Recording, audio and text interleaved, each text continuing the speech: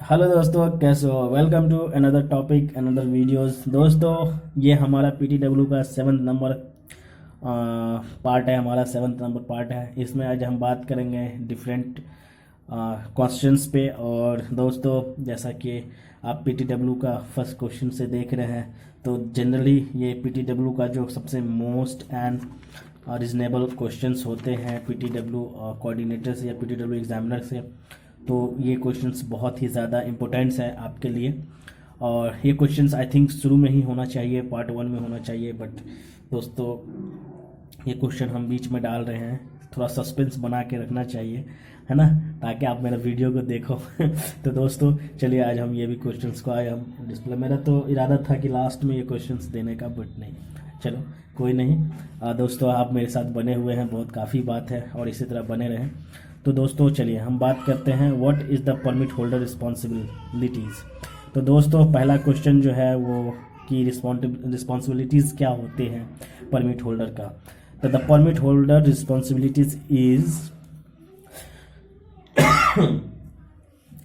Read and understand the permits. You know that, कि उसको पढ़ने के बाद अंडरस्टैंड हो परमिट्स क्या है, परमिट्स कैसे वर्क करता है।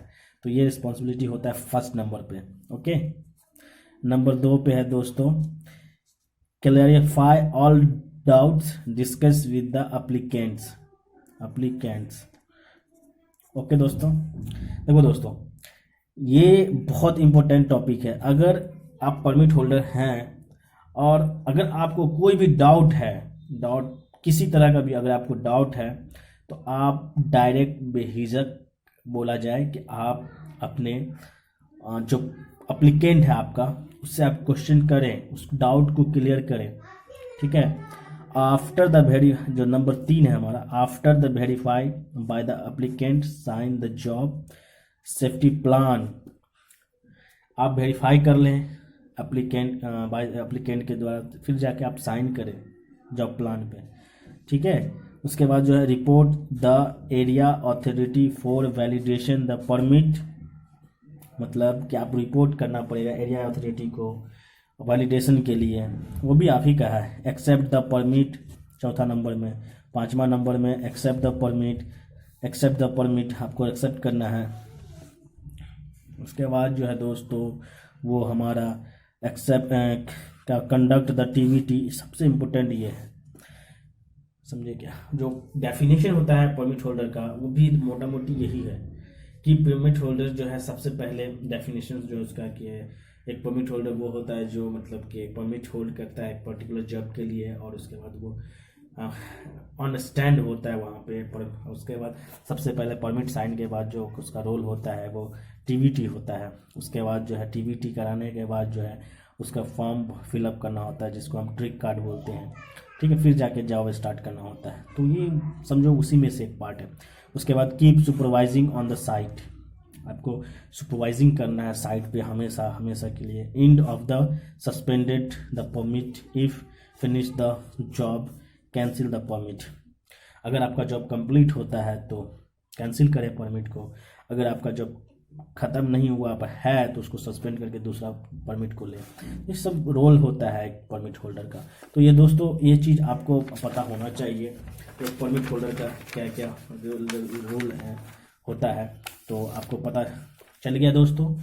और दोस्तों, सबसे इम्पोर्टेंट क्वेश्चंस ये भी है एक, how many types of permit.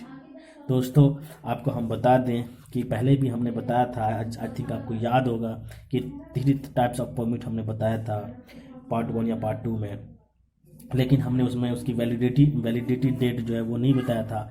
But आज हम वैलिडिटी डेट भी बताएंगे। तो दोस्तों, जो हमारा परमिट टाइप जो होता है, बेसिकली 3 टाइप ऑफ परमिट्स होता है। ज़्यादातर चलता है हॉट वर्क परमिट और कोल्ड वर्क परमिट। अगर आपके पास लोडिंग अनलोडिंग का काम है, ठीक है, और हाइट का भी काम है, तो दोस्तों आपको कोल्ड वर्क लेना पड़ेगा। अगर उसमें हॉट वर्क नहीं हो रहा है, ना ग्राइंडिंग का, ना कटिंग का, ना वेल्डिंग का, ना क्या बोलते हैं, PWST होता है ना, हाँ, पोस्ट वेल हीट वो ट्रीटमेंट टास्क होता है, वो जो होता है, तो वो अगर नहीं है तो आप बेहिरक कोल्ड वर्क ले लीजिए। ठीक है, कोल्ड वर्क से आपका काम चल जाएगा।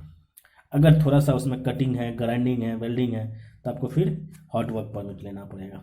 उसके बाद एक नो जॉब परमिट होता है। नो जॉब परमिट बेसिकली जो होता है दोस्तों, वो 2 फीट डीप वर्क अगर कर, जैसे डिक वगैरह का काम होता है, खादा खुदाई वगैरह का काम होता है, केबलिंग पुलिंग का वगैरह का काम होता है, या फिर ज़्यादातर स्टोर वगैरह का वर्क होता है, तो उसमें नो जॉब परमिट लेते हैं, क्योंकि इसकी वैलिडिटी 1 महीने की होती है। तो दोस्तों, तो लाइट वर्क के साथ ये हम लेते हैं। और जो हमारा कोल्ड वर्क होता है उसका 21 दिन होता है, जो हॉट वर्क होता है उसका 14 दिन होता है।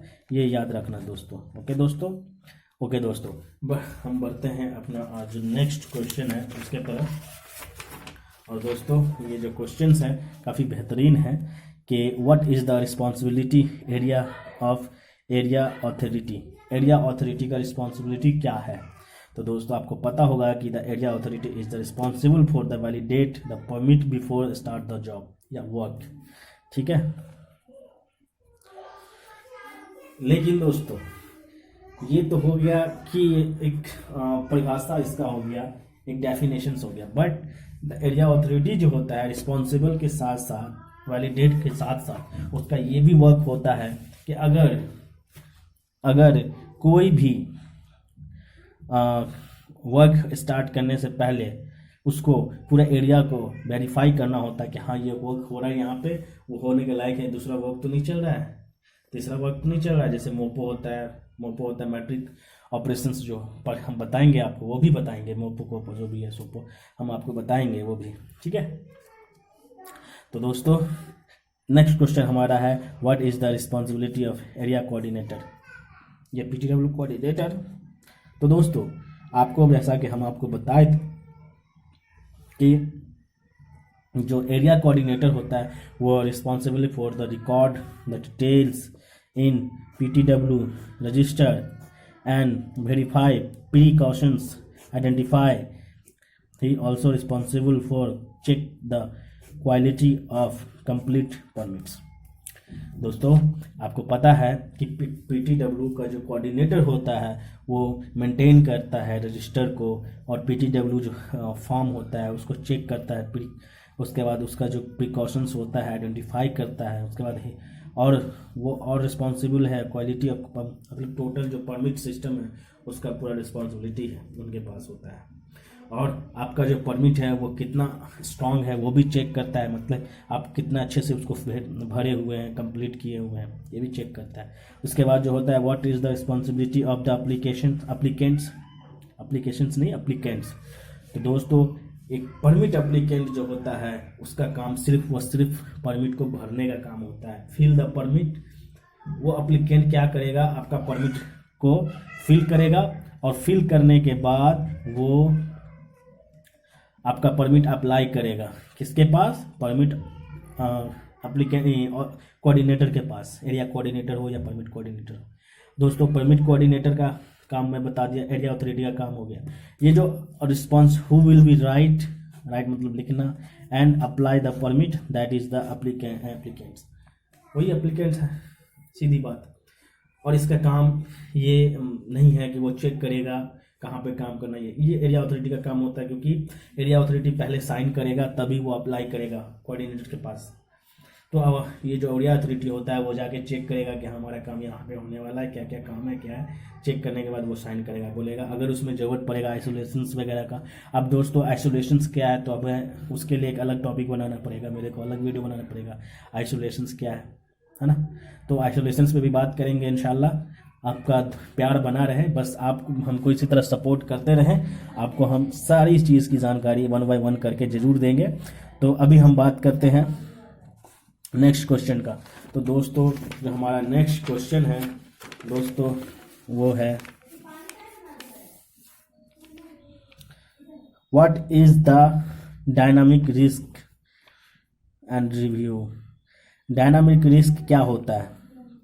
तो दोस्तों, डायनामिक रिस्क अगर जनरली पहले हम अपने लैंग्वेज में बता देते हैं आपको, फिर हम बताते हैं। तो दोस्तों, डायनामिक रिस्क वो होता है, सपोज दैट आपने काम स्टार्ट किया और काम स्टार्ट करने के बाद बीच में कुछ सडन ऑफ ब्रेक हो गया, उसके बाद फिर आप काम किया, तो उसमें डायनामिक रिस्क के अंदर आएगा। उसको आइडेंटिफाई करना पड़ेगा, क्या काम है, कैसे काम होगा, क्या है, कैसा उसको फिर से जो है उसी के अंदर, जैसे चाय ब्रेक, टी ब्रेक हो जाता है, या कभी कभी सडनली टी ब्रेक होने के बाद लंच हुआ, या कभी कभी सडनली अलार्म बज गया, तो ये सब चीज़ जो है डायनामिक रिस्क के अंदर आता है। तो dynamic risk assessment is the continuous process of the identify ongoing risk, accessing and coming up with a way of reduce or eliminate such a risk, that is called dynamic risk. And what is the gas? दोस्तों gas का तो हम already बना दिए थे और फिर भी बना रहे हैं कि अगर गैस लीकेज है, ये gas leakage, what is the gas leakage. दोस्तों आपको हम बता दें कि गैस लीकेज का जो वीडियो है, अगर बाय द वे अगर गैस लीकेज होता है तो हम क्या करें। तो दोस्तों जो क्वेश्चंस आता है कुछ इस तरह से कि अगर सपोज दैट कि आपका वर्क एरिया में गैस लीकेज हो गया तो क्या करना है भाई। कौन सा? H2S gas leakage. What is the leakage of H2S gas. तो दोस्तों सबसे पहले हमको करना है stop the work, check the wind directions and run away access of wind direction, go to assemble points. दोस्तों कभी भी उनके क्रॉस में नहीं जाना है। सपोज दैट कि पश्चिम से हवा बह रही है, पूरब की तरफ जाना है और गैस जो है पूरब की तरफ आपका लीकेज हुआ है, तो हम पूरब की तरफ नहीं जाएंगे, उसके क्रॉस नहीं करेंगे, क्योंकि क्रॉस करेंगे तो रास्ते पे आ जाएगा वो, है ना। उसको हमेशा उसी के साइड जिधर से गैस रिलीज हुआ उधर भी नहीं जाना है हमको जाना है उसके अपोजिट, गैस के अपोजिट। तो हम डायरेक्ट जाएंगे तो सामने आ जाएगा। तो हमेशा करना है क्या, वाइंड का जो डायरेक्शन चेक करना है, किधर जा रहा है हवा। तो हवा के दिशा में जाएंगे और आहिस्ता आहिस्ता जो है हम अपना नियरेस्ट जो असेंबल पॉइंट है वहां तक पहुंच जाएंगे। उसको कट करेंगे, आहिस्ता आहिस्ता कट करेंगे, डायरेक्ट क्रॉस नहीं करेंगे, आहिस्ता आहिस्ता जो है कट करते हुए अपना नियरेस्ट असेंबल पॉइंट पे जाएंगे। और इन द एरिया अब वही जिसको हम EPZ बोलते हैं, जो इमरजेंसी प्लानिंग जोन जो होता है वहाँ पे जाएंगे। और उसके बाद असेंबल पॉइंट पे जाने के बाद हम अपना जो इमरजेंसी नंबर है उस पर कॉल करेंगे या फिर अपने सुपरवाइजर्स को कॉल करके बताएंगे, फिर हम उनको भी इमरजेंसी कॉल पे इम्पोर्टेंट कॉल करेंगे। मिलते हैं नेक्स्ट वीडियो में, जब तक के ओके दोस्तों, तो मिलते हैं नेक्स्ट वीडियो में कुछ अनदर टॉपिक के साथ, अनदर क्वेश्चंस के साथ। तब तक के लिए बाय बाय, सब खैर। एंड गाइस अगर आपने हमारे चैनल को सब्सक्राइब नहीं किया तो प्लीज़ सब्सक्राइब कर दे, बेल आइकन को प्रेस कर दे ताकि सबसे पहले नोटिफिकेशन मिले आपको। दोस्तों like the video, share the video and comment the video for the needy peoples. Okay, thank you so much, please keep watching.